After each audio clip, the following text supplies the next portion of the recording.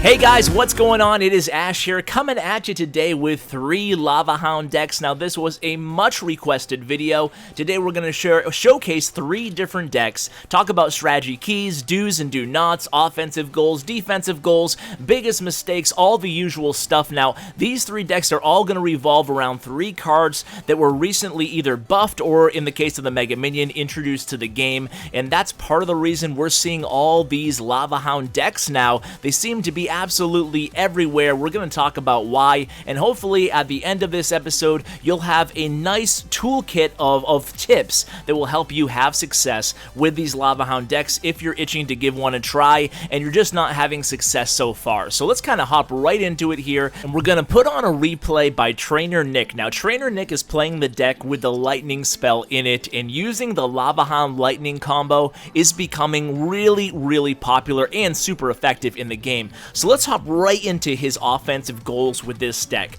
Now obviously your number 1 offensive push is going to be your Lava Hound, followed by the Mega Minion, and then you wait to see what the defender does. Obviously any skilled player at this game will do the same thing no matter what deck you're using. Is in the beginning you kind of feel out your opponent a little bit. You try to get to know their counters, what their deck's trying to do, especially defensively against your deck. That way you can kind of study their patterns and try to predict what they're going to do for later on in the match. So offensively, you want to put your Hound, you want to put the Mega Minion, and then see what the opponent does. You want to ideally have your Lightning ready to go. If your opponent drops a bunch of ground troops like a Musketeer, an Ice Wizard, a Wizard, anything that can be taken out by that Lightning spell, you want to wait, and right before that Hound is about to pop, you want to use your Lightning spell. It will clear out the defending troops, and hopefully you'll take down that tower. Now defensively, you have a lot of options actually in this deck. The 2 most obvious are the Minions and the Mega Minion. The Mega Minion is a super powerful defensive card, like a flying mini P.E.K.K.A. It definitely has a heavy punch, and the Lumberjack is actually going to be a defensive option in this deck. And a lot of the times what you can do with an air deck, you can really do this with any deck, and one of the reasons that makes Lumberjack such a powerful card is because you can use it defensively. His hit rate now is absolutely out of control, so what you want to do is go ahead and use that Lumberjack defensively, and then hopefully in an ideal situation you can go ahead and parlay that into a really strong offensive push using the Miner. So the Miner is obviously a very important card in this deck. This is a 3 legendary deck, obviously, the Miner, the Lumberjack, and the Lava Hound. Now we will talk about another deck that only has the Lava Hound as a legendary option. That will be the 3rd deck that we share today, so I'll go ahead and timestamp in the information below in the description. So if you're interested in only seeing a Lava Hound only deck, go ahead and fast forward. I don't mind, guys. So let's talk briefly about the role of the Miner in this deck, or really in any air deck. You really have 3 main purposes of the Miner in this deck. Now the absolute number 1 combination that you're going to be using your Miner on more often than not is going to be to aggro the tower right before the Lava Hound pops. That way the Miner is then the closest unit to the tower, and then the pups can take down that tower. So the Miner and the Lightning spell are really your 2 main combos to use offensively, along with a Mega Minion or the Minion. And besides that, I mean, the usual uses for the Miner, right? You can go ahead and use it to attack your opponent's pumps. Make sure they don't pick up a huge elixir advantage on you, because it's very critical that as a Lava Hound player, it costs 7 elixir, so it's a pretty expensive main tanky unit, but it's also your win condition more often than not, so you want to make sure that you maintain that elixir advantage as much as possible during these matches.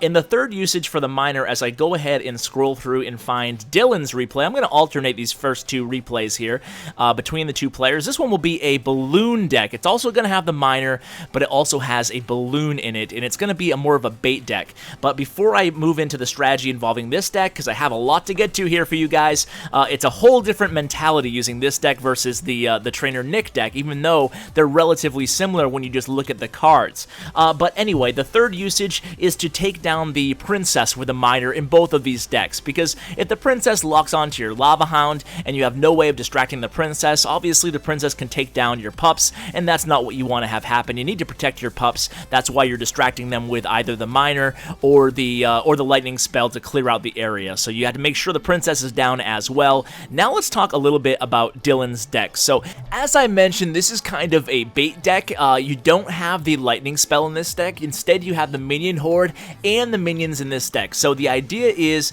especially on your first Lava Hound push, what you want to do is bait out the arrows or the poison or the zap spell of your opponent using the minions with the Lava Hound, and then you send in the minion horde. Now, you don't necessarily have to send in the minion horde behind the Lava Hound because the Lava Hound's going to pop anyway, but what you can do is send the minion horde in the opposite lane, or you can use the minion horde to defend in the opposite lane. And speaking of defending, this is a very, very critical point when discussing any Lava Hound deck. You absolutely have to be prepared to take damage on your towers. This is a very expensive card, kind of like a golem deck. You're going to be able to pull off a lot of 3-crown victories with this really powerful deck, but it's very important to note that you have to be willing to take damage. One of the biggest mistakes you can make with either of these decks is over defending. A lot of these matches you're going to lose a tower, so if you're the type of player who gets easily discouraged when you lose a tower or when you go down big early on in these matches, a Lava Hound deck might not be the deck for you, at least until you get a little bit more disciplined, because you are going to take damage on your towers. Now, when you start off a match, your ideal hand with either of these decks are going to include either a Lava Hound or an Elixir Pump. If you don't have the Lava Hound or an Elixir Pump in your starting hand, that would be considered a bad starting hand, and you're going to want to defend and cycle over to the Elixir Pump or to the Lava Hound. So what you want to do is, if you have the Elixir Pump in your starting hand, obviously wait till you get to the 10 Elixir, make sure you're patient, and basically just defend while you cycle back to the Lava Hound. Now, when you drop the Lava Hound, when you're playing any kind of Lava Hound deck, it's important to be aware that your opponent is probably going to push the opposite lane. The Lava Hound is obviously so slow moving that your opponents are going to take that as an opportunity to attack the opposite lane, knowing that you only have 3 or 4 Elixir depending on how fast they are with the push. So you have to be prepared for that. That's usually where you're going to be taking some decent damage, but if they're late on their push in the opposite lane, that's when you can use the minions behind the Lava Hound to bait out their arrows or their poison, and then you can obviously defend unchecked in the opposite lane using the minion horde,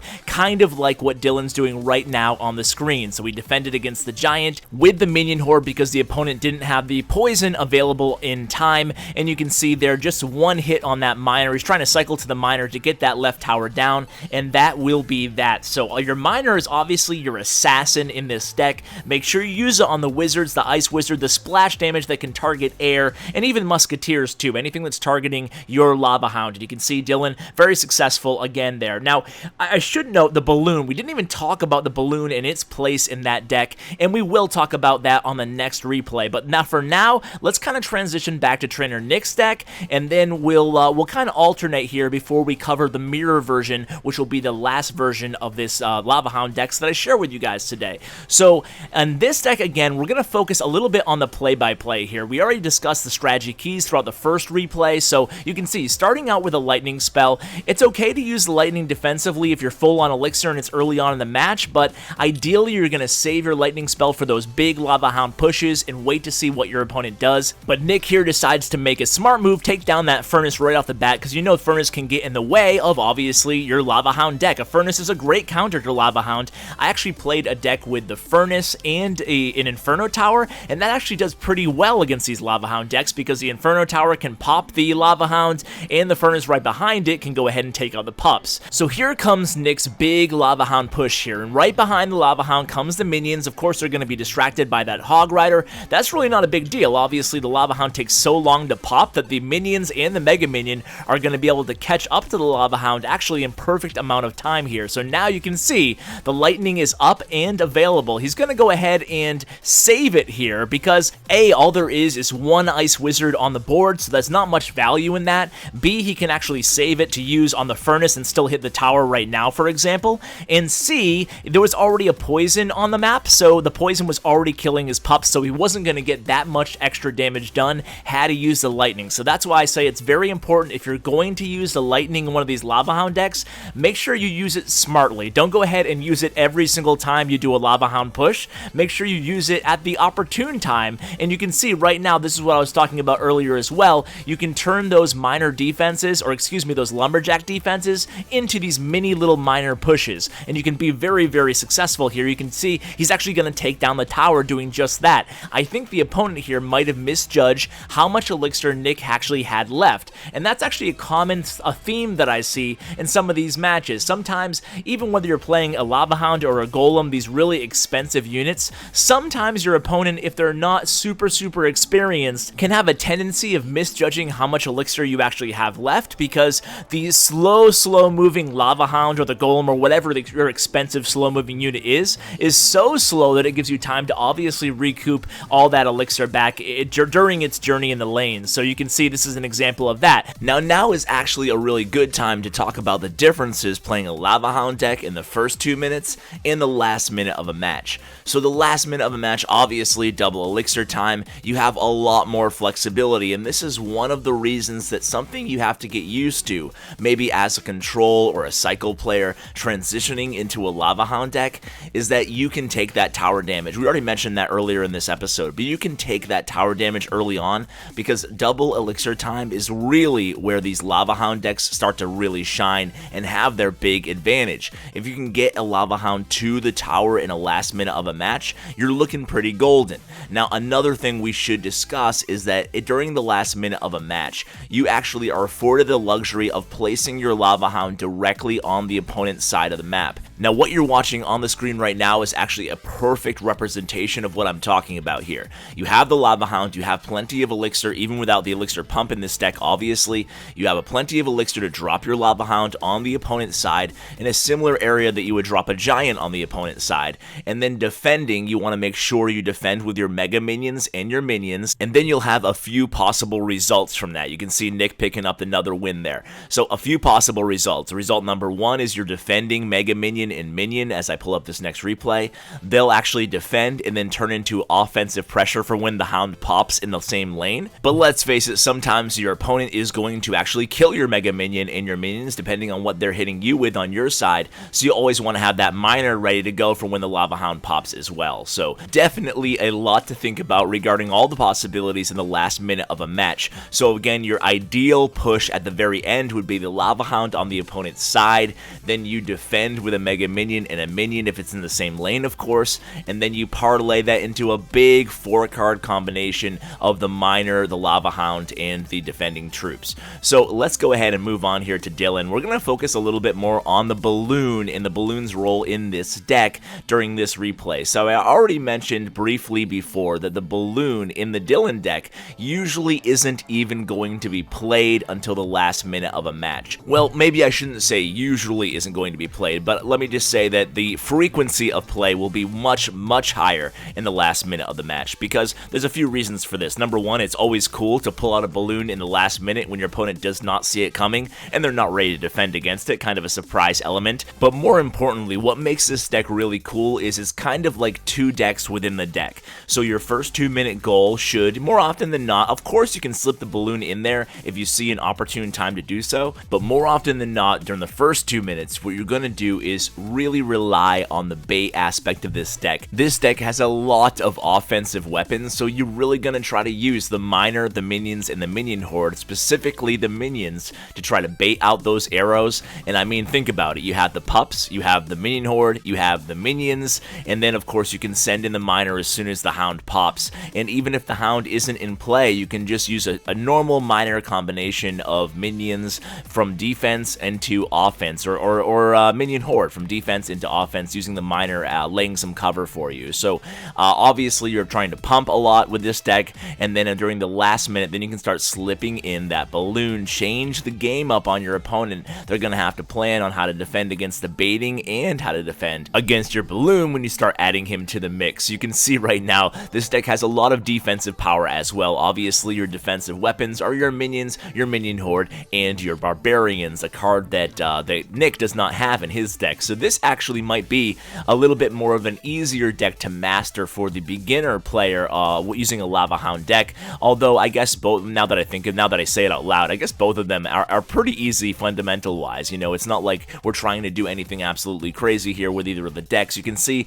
that Dylan does lose a tower there. Again, guys, you're going to lose towers. Be ready for it. Don't panic. So going up against an Inferno tower is interesting here. You're going to see how Dylan really has to utilize smart gameplay in the balloon usage at the proper time. Look at this balloon here. It was deployed right after the Hound popped. That way you can have all those pups distracting the Inferno Tower, and that is textbook how you deal with an Inferno Tower using this deck. You have the balloon and you have the pups. Make sure you use the pups wisely. You can use the pups for more than just tower damage. You can use them in combination with the balloon to distract the tower. Then you send in the balloon and you can see doing a lot of damage. Obviously you guys know that one hit with a balloon does a ton of damage to a tower. So again, very nice defense there, distracting those fire spirits coming down the lane with a mini P.E.K.K.A. with the miner there, and now he's engaging against a princess. Princess, not a big deal here. You have so many weapons to distract the princess and then send in the minions afterwards. You can see here the Lava Hound again being targeted by that Inferno Tower, but guess what, guys? There it is again. That's the combo we're looking for here. The balloon deployed after the Hound pops. He's being very, very aggressive here with the minions, minion horde, basically anything to take away those tower DPS away from that balloon to get another hit or two into the balloon. And again, defensively, he's going to rely heavily on the barbarians, and he's going to stop this push again. Just barely missed that princess on the bridge too. Almost got a ton of value out of those arrows, but either way, the barbarians do take care of her, and he gets a little bit more damage on that tower, so I agree with that arrow placement there on Dylan's part. Now you can see he has the pump in his hand, but he's not even going to use it. It's the last minute. He's going against another deck without the pump. He wants to stay ahead in the rotation here, and by this time in the match, he already has his win condition all set up. He just has to make sure he defends. So he knows the Inferno Tower is going to come into play right now. There's the Inferno Tower, so he does something really smart. Before he deploys the balloon, he deploys the miner. That way there's more distracting units on that Inferno Tower, and that's going to be what ends up winning him this game. You can see he says good game. He knows he has it in the bag.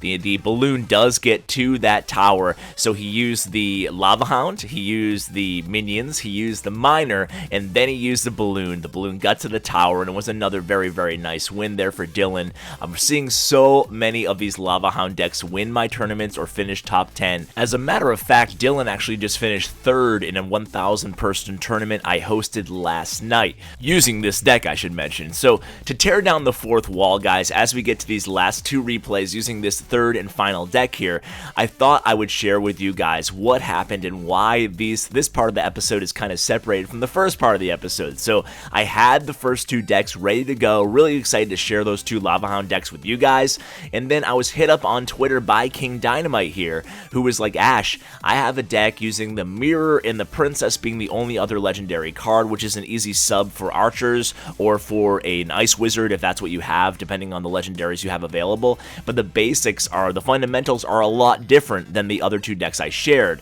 So I was like, you know what, I'm going to delay this episode one day and record these two replays from King Dynamite to give you guys a third option, because I know not everybody has the miner card, and I thought a lot of you guys would appreciate a deck like this as well. So huge shout out to King Dynamite. Let me go ahead and give his clan a plug. He's another good player, and you're going to see he uses the Tombstone as an integral part of this deck. The Tombstone has those steady flood of skeletons getting in the way and causing a distraction for the troops. The skeleton and the Lava Hound are definitely two cards that have a lot of synergy together, especially after the Clash team continues and continues and continues to give buffs to the Tombstone. They want to see more Tombstone play, so here in this deck, we're giving them a little bit of what they wanted. So in this replay that you're watching right now, it's important to note that King Dynamite is on the top, not on the bottom, so make sure you orient yourselves properly, and he's going against a Giant Witch Beatdown deck. So this deck is really cool, especially if you're looking for an opportunity to play out the new and improved mirror. You guys probably already know this, but the new mirror tournament standards levels or mirrors a card that's one level above tournament standards, so that's actually a huge benefit. So you get those level 5 epics, you get those level 2 legendary cards, you get the level 2 Lava Hound and the level 2 Princess in these tournament matches using the mirror, and that's actually a really, really big boon to your deck. And defensively, this deck has a lot of options, especially when you add in the mirror. So the Tombstone is nice because it can be both an offensive and a defensive weapon. Other defensive options, obviously the Mega Minion. You can play double Mega Minions back to back using the mirror if you have to defend in a really tight situation. And of course, beyond that, you have the Princess, and you can mirror anything you want to. So a lot of defensive power in this deck. So this deck, unlike the two previous decks, when played properly, you might not be losing a tower as often as you do on the more aggressive decks. The first two decks have kind of a beatdown style where you're playing most most of your match on your opponent's side of the map, whereas this deck has more of a control feature to it, more of a control element to it, where you're picking and choosing your spots to use the Lava Hound as a proxy, but otherwise it's more of a control deck. You can see the Giant absolutely melted there by those skeletons, and this is the really cool thing about this deck, right? I mean, once you pick up this early lead like King Dynamite did, you can just go ahead and sit there and Tombstone up, and then mirror the Tombstones, drop a princess in the back, just snipe whatever your opponent throws at you, and of course you still have the mini P.E.K.K.A. to use defensively too for that hard-hitting option if need be. So another very nice win here by King Dynamite. Once in a while, go ahead and drop that Lava Hound in the back there. You can see the very last second there pulled off the 3 crown, and look at that huge stream of skeletons coming in that left lane. This is a really fun deck to play. I'm gonna have to try this one out myself. I watched the replays and a few others by King Dynamite, but I actually haven't had the opportunity to play this deck myself, so I'm really excited to do so. You know, it's one of those decks that you do have to learn a little bit, so don't get frustrated with any of these decks. I see some first-time Lava Hound players getting kind of frustrated early on, not picking up a lot of wins or as much as they're normally used to, so definitely this is one of those decks that I would really advise people to go ahead and join a Classic Challenge. The competition seems to be pretty light in the Classic Challenges as opposed to the Grand Challenges, where every match seems like it's a real 12-round fight, duking it out till the very end. So this last replay of today's video, by the way guys, hope you enjoyed this episode. It's really a pleasure to bring you different types of decks, and I have a few really interesting ones queued up on the agenda for this coming week. One of which particularly is going to be really cool. It's going to be a spotlight on a 3 Musketeer cycle deck that one of our clanmates is having a ton of success with. So I've actually been playing it a lot by myself, trying to get my finger on all the fundamentals of the deck, trying to get a good feel for it so I can share it with you guys. So that should be coming up pretty soon. But you can see here now, King Dynamite again on the top here, going against Laser, or LZR, and he's going to be playing the very classic Bowler Giant deck, Beatdown, which you see all the time now, everywhere, in tournament play and ladder play, everywhere. So this is actually a good example of how to counter one of these types of decks. So he goes opposite lane, or actually the opponent went opposite lane that King Dynamite did. So he has right now a Mega Minion and his Lava Hound on the tower, but you can see the opponent went so heavy on that opposite push that they're just going to end up trading towers. So I guess King Dynamite will take that. It's not even the last minute of the match, and he knows he's going to be able to shine there. He does have this control proxy deck, so it's going to be interesting to see how he changes his gameplay in the last minute versus the first 2 minutes of this match. So he continues to just build up these skeleton traps. That's the one thing about this deck, is if you don't know what to do, just go ahead and mirror a skeleton trap. I mean, you can never hurt. It never hurts to have a million skeletons on the board. It distracts units such as Sparky, such as a Bowler. The Bowler's going to stop every 4 or 5 steps and kill one of these skeletons, and that's going to cause a lot of separation from him and the Giant. So the Tombstone, I think, honestly, is a bit of an underused card. And again, a really big push here coming from King Dynamite in the left lane. Meanwhile, there's so much separation between the Giant and the Bowler in the right lane, so the enemy's push kind of just fizzles out there. And keep your eye on the left lane right now. The opponent is going to get his ideal push down on the map right now. The Musketeer, the Bowler, and the mini P.E.K.K.A. all behind the Giant, and then he even unloads that poison spell on the Tombstones. But look at this. All the skeletons and just one Mega Minion are gonna totally end that entire push. It just goes to show you how much defensive flexibility and options this deck has. So now that we're in the last minute of the match going into overtime, the 2 things you want to note here is that King Dynamite does feel comfortable playing his Lava Hound on the other side of the map. Obviously, we talked about that earlier. And he's going to be playing a Tombstone on the other side of the map as well, just causing more and more pressure to be delivered onto the opponent's towers. So again, it's time to reload here. He has the Princess ready. He knows he's going to have to defend. So in the left lane, he plays the mini P.E.K.K.A. against the Bowler, but check out what he does in the right lane. So the opponent drops the poison probably a little bit too far to the right, and then he's going to essentially just use these Tombstones to continue to aggro the Giant further and further away from the tower that the opponent wants to get to. And that, my friends, is how you use the Tombstone defensively against a mini P.E.K.K.A. Giant combination. And that was just classic how to counter a beatdown strategy. Then he plays the mini P.E.K.K.A. on the opponent's side of the map, goes in for the kill shot there, and that's it, guys. That's all she wrote. So guys, wishing you all the success in the world if you do decide to give any of these 3 decks a shot. If you have any questions, go ahead and ask them in the comments or tweet me. I'll be happy to answer. Guys, thank you so much for watching, and as always, take care, guys.